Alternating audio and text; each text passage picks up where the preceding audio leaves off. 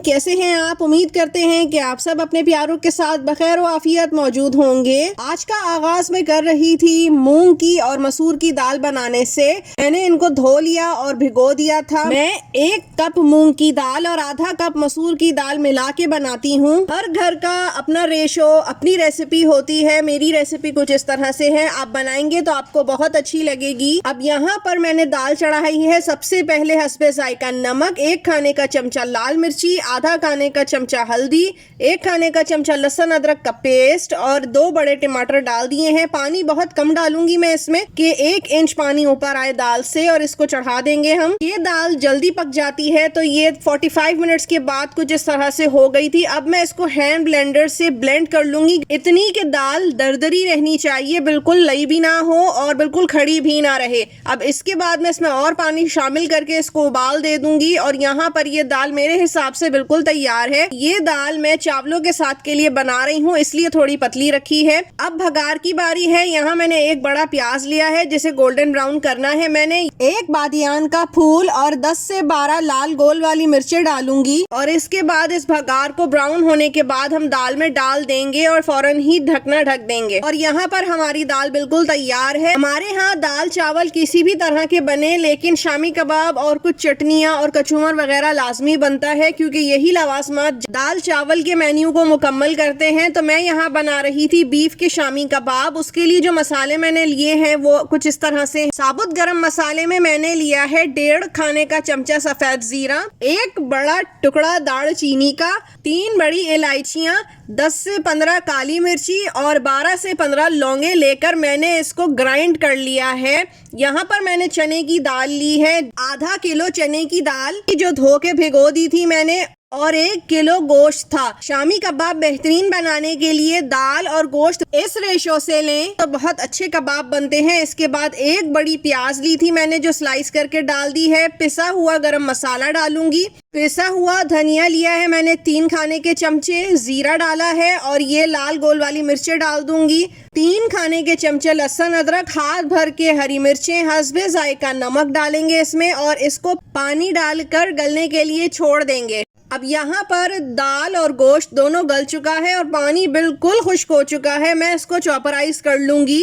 चॉपराइज करते हुए 1 गड्ढी धनिया और पुदीना भी डाल दूंगी। अब ये सारा पिस चुका है। थोड़ा सा दरदरा हम लोग रखते हैं कीमे को, ताकि थोड़ा कुछ चबाने में भी आए। अब यहाँ पर ज़रूरत के मुताबिक मैं अंडा डाल दूंगी और इसको अच्छी तरह से मिक्स कर लूंगी। अब यहाँ पर हम इसके पेटीज बना लेंगे। मैं और मेरी बेटी दोनों ही हम पेटीज बनाते हैं, क्योंकि मेरी बेटी को भी बहुत अच्छा लगता है इस तरह से छोटे छोटे काम करवाना। बच्चियों से, लड़कियों से ये छोटे छोटे काम किचन के शुरू से करवाते रहने चाहिए। अब यहाँ पर हमारे यहाँ गैस तो आ नहीं रही थी, तो मैंने इस ओवन का आसरा लिया और मैंने डाल दिए कबाब फ्राई होने, क्योंकि कबाब बने और फौरन ही फ्राई होके खाए ना जाए। शायद ही ऐसा होता हो किसी घर में। अब यहाँ मैं फ्रीज कर दूंगी इनको, और जब ये बिल्कुल फ्रीज टेम्परेचर पे आ जाएंगे तो बॉक्सेस में करके रख दूंगी।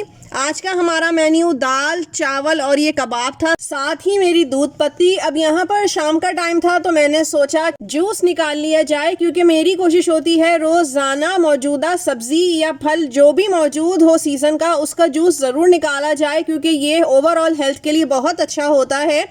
आज मैंने गाजरें, खीरा, इनका जूस निकाला और आखिर में ये लेमन डाल दिया, और ये मैंने पिलाया अपनी बेटी को और खुद भी पिया और अम्मी को भी दिया। ये बहुत ज़रूरी है। अब यहाँ पर बारी आती है घर के जमे हुए दही की।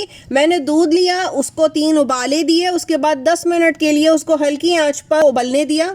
इसके बाद इस डोंगे में निकाला है, और अब आप देख सकते हैं उंगली मैंने 5 सेकंड तक डाली है, लेकिन ये दूध बस इतना ही गर्म था कि मेरी उंगली नहीं जली। अब मैं इसके अंदर दही डाल दूंगी, और 2 खाने के चमचे दही जाएगा इसमें। ये जो दही मैंने डाला है ये भी घर का जमा हुआ था। मैं रोजाना इस तरह से दही जमा रही होती हूँ। अब इसके बाद किचन टॉवल रख के इसको ढक देंगे।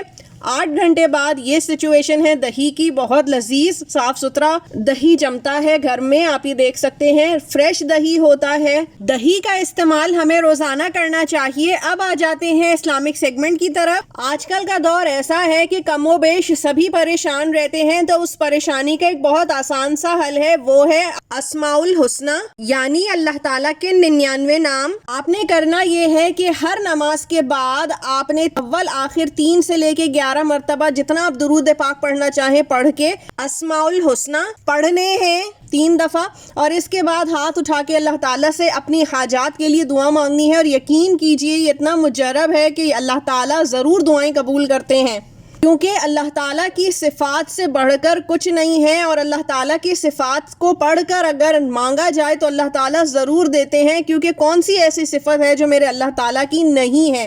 तो बस आपने यही करना है, इसको मामूल बना लीजिए, थोड़ी ही देर में ये हो जाता है और दुआएं भी पूरी हो जाती हैं। मुझे उम्मीद है मेरी आज की बातें आपको कारआमद लगी होंगी। अब मुझे इजाज़त दीजिए, अल्लाह हाफ़िज़।